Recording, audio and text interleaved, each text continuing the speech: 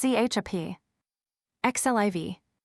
What a chapter of chances, said my father, turning himself about upon the first landing, as he and my Uncle Toby were going downstairs.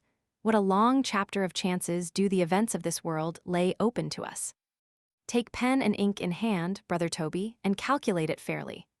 I know no more of calculation than this baluster, said my Uncle Toby, striking short of it with his crutch, and hitting my father a desperate blow souse upon his shin bone. 'Twas 100 to 1, cried my Uncle Toby. I thought, quoth my father, rubbing his shin, you had known nothing of calculations, Brother Toby. A mere chance, said my Uncle Toby.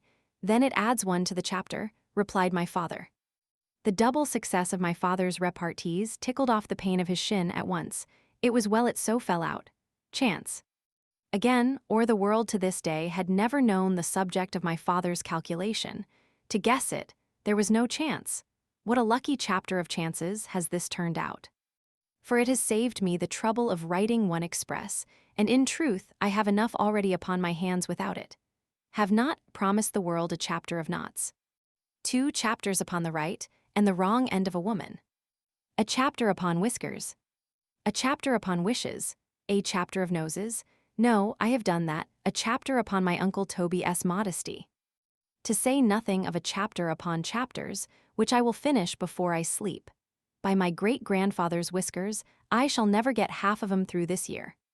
Take pen and ink in hand, and calculate it fairly, Brother Toby, said my father, and it will turn out 1,000,000 to 1, that of all the parts of the body.